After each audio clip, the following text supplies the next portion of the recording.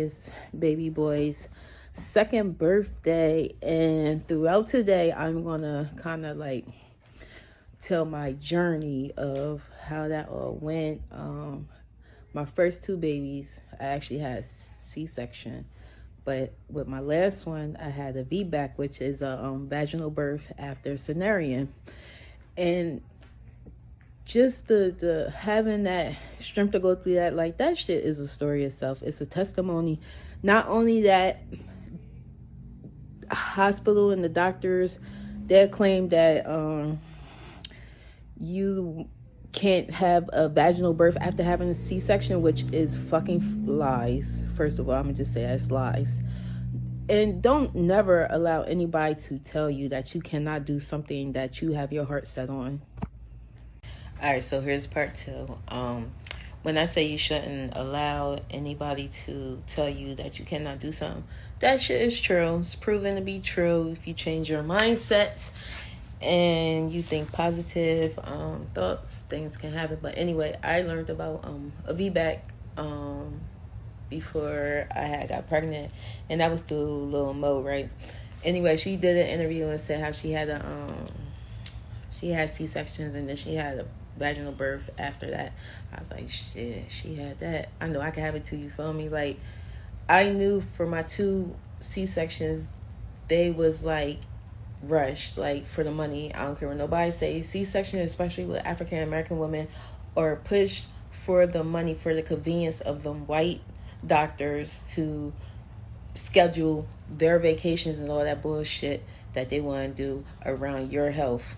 So C-sections typically run about $23,000, and that's with no complications. Complications, it goes up and up. $23,000 just for a little joom, like boom bam boom, like, come on now.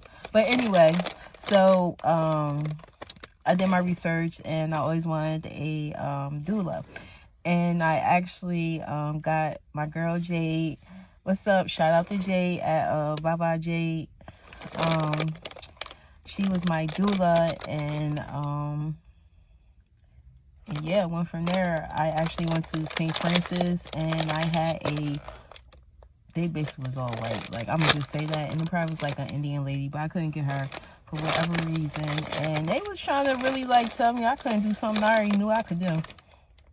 So yeah, the doctors had me already, quote unquote, that I was gonna have a C-section. I'm like, nah, I don't want a C-section. I want to try for a VBAC. I want to try my vaginal birth because I wasn't given a chance the first two times I had my kids, and they were so against me. Like, they was pissed when I say they scheduled the due date and all of that.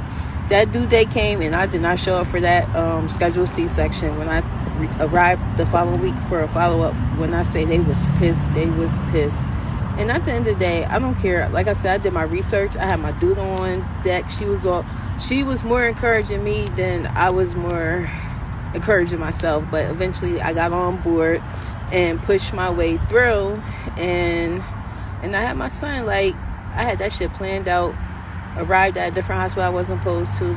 Played that shit off. But eventually they had to go by what I say. They don't run you run them hospitals. So yeah, I'm gonna be real quick, but anyway, yep, planned it out. Was supposed to go to St. Francis to have the baby. He actually was 2 weeks overdue, which I learned due date is not the official date. Them babies decide when they come in. But either way, went to Christiana, and I played that shit off very well. They thought they was going to have me given to getting a C-section. No, we're going to try this VBAC out, and then we'll go from there. That was my attitude, and that's what I stuck to.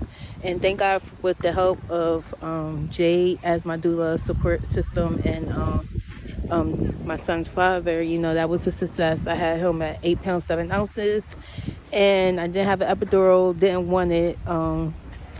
Had all natural, no complications, just little minor things. But other than that, it was a very successful birth, and I'm very pleased and happy. So happy birthday, son.